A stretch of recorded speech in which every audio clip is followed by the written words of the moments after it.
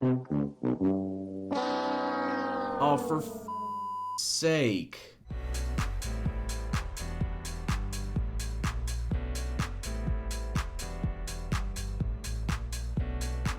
What's going on, guys? It's Gendo here. I would say I hope you're having a good day, but it's the day after the U.S. election and everyone's going to be in a bit of a rough patch. So I hope you're doing the best that you can out there. And welcome back to the Great Chicago Fire. If you're still enjoying the series, please go and hit that like button. Now today we have a couple of matches on our hand, Montreal Impact and DC United. But before we get to that, we got to address the elephant in the room. And that big elephant is that Michael Delu is out injured for the next 5 months, thanks to damaged Achilles tendons. And this happened in the very next match. As soon as I turned off the camera, Orlando City, in the middle of the first half, he goes down, crunchingly tackled. And I did not think that was going to be that bad. I crossed my fingers. Hopefully it wasn't going to be that bad. But the bad news has hit. And now I'm out my star striker, which means I need to go pick up someone on the market. And you know how I was saying I wanted to get somebody designated player-wise to bring him in? And this is who I got. A man that really needs no introduction, Dimitar Berbatov, 35-year-old Bulgarian. He's been around the block, especially in the UEFA competitions. He was in CSKA Sofia, Manchester United, Fulham, PAOK most recently, and hopefully now that he's coming into the MLS, he could bring a little bit of a spark to this team. And he doesn't look all that bad, honestly. At 35 years old, yes, he's lost a lot of his speed and physicality, but it's all of his technical abilities and his attacking stats that really turned me on. A 21st touch, 16 finishing, 16 passing, 18 technique. His mentals are pretty decent. I feel like that Dimitar is going to be a star in this league. He may not have shown it in the first couple of matches I played it, but I feel that he just needs to get his feet wet, and then he'll start banging in the goals in no time. No worries there. He's only going to be with us just for this season, mostly as the cover for Michael Delu. And when Delu comes back, then I'll make the decision if I want to re-sign Berbatov. But for now, he's going to be with us for this one season, and we'll see how he gets on. Looking at the results, 2 wins and 2 losses, almost split right down the middle from when Delu got injured. We were doing well with him, and without him, we've been really struggling for goals. As you can see, though, against Orlando City, this is the match he was injured in. We were able to win 2-1 with the only Orlando City goal coming in stoppage time. A common Solignac giving the tallies for us, but then, as I said, Delu going out in the first half. So we had to go without him the rest of the way. Against Columbus, absolutely no offense whatsoever without Delu. We were very fortunate to get a poacher's type goal from Louis Solignac in the 90th minute to come away with all 3 points. But then after that, we have just been struggling to get anything offensively, and the defense has not picked up the slack either, losing back-to-back matches versus Philadelphia and NYCFC in the return leg, 3-2 and 3-1 respectively. Like, we were able to keep pace with Philadelphia Union for a time, but we just could not hold this one guy down, Barnetta getting a hat trick there, and then NYCFC, Jack Harrison, David Villa picking up a brace there. We didn't score a single goal. Our only goal was off of a goalkeeper own goal. So the offense without Delu has been struggling. Interestingly enough, with those 9 points, we're second place in our conference behind Toronto FC, but looking at the supporter shield, the overall MLS table, we're sitting down there in 8th. So we still have a lot of work to go, as it looks like that Eastern Conference is not the best conference so far in this season. So we've got a lot of work to do, try and pick up some results once again to get back to the top of the table. And a couple of injuries that just happened in the training leading up to this match. Sean Johnson out with a sports hernia for the next 4 weeks, which means I need to use my backup goalkeeper, Matt Lampson. And Razvan Kokish, he twisted his knee. He's going to be out for the next 2 weeks, which means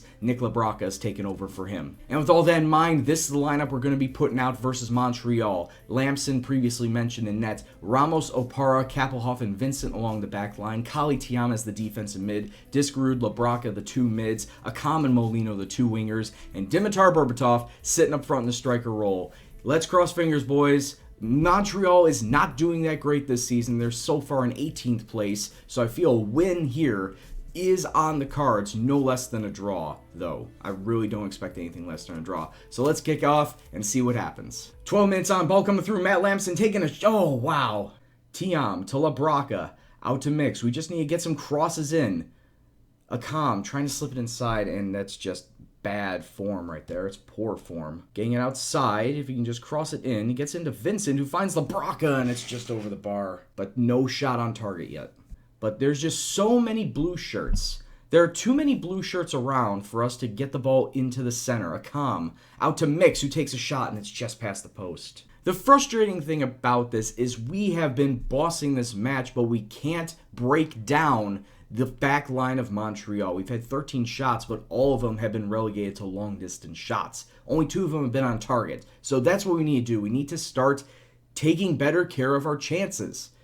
It's nice to have the possession, but if we can't put the ball in net, then what use is it? You know, I just noticed Didier Drogba has not started for Montreal. Oh, he might be a super sub for him. We're just not breaking him down.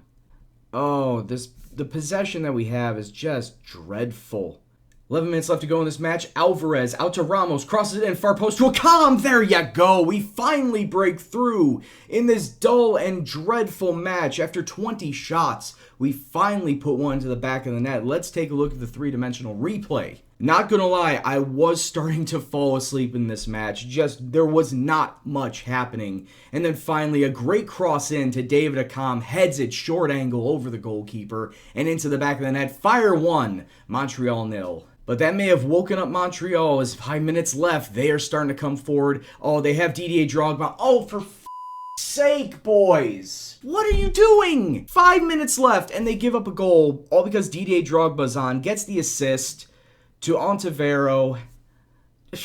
You do well for the entire match, and you give up a goal in the last 5 minutes. God damn it. Unacceptable. Absolute waste of time. Might as well have just ended 0-0. This was an absolute shit match. Downright horrible. At least it doesn't change our placement in the table, but good. We should have had the 3 points after coming away with that lucky late goal. And then Montreal say, oh, we'll do you one better. We'll come back with a lucky late goal of our own.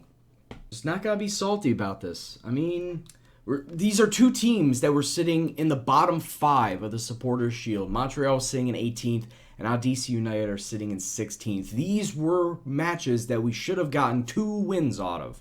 Well, let's see if we can get at least 1 win out of it. DC United coming up next. They're playing the 4-1-4-1. As you see, we're staying with our 4-3-3 lineup. A little bit of a change, as Jordan Stewart is coming in for Brandon Vincent in that left back. He really hasn't been doing much of anything over the last few matches. And then sitting further up front, we're going to have David Akam and Arturo Alvarez as our 2 wingers. Now, Molino will come off the bench. Razvan Kokish is available off the bench, as well as he's coming back off of his injury. And, well, what else can I say? Things need to shake up around here if we want to start getting these points again, and we want to start getting these wins again. So let's kick off, see what happens, and hopefully we can do exactly that. Tiam being bullied, I know. Kick clashing-wise, it's not a great mix. Ball out to Harrington. He crosses it into Berbatov. Oh, Burby, how do you miss that? Out to Mix, to Alvarez, inside to Berbatov, out to Harrington, to LaBrocca. Come on, guys. I mean, we're doing well.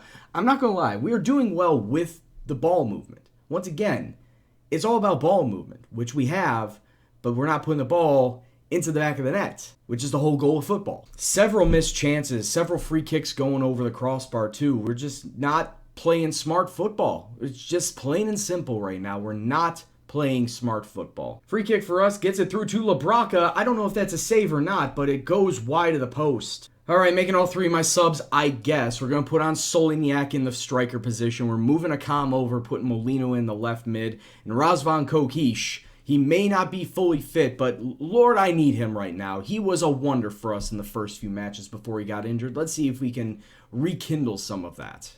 Molino, free kick, falls to Kokish. What just happened? What just happened? Kokish flicked it on. I don't know how the goalkeeper didn't stop this. He was rooted to his spot.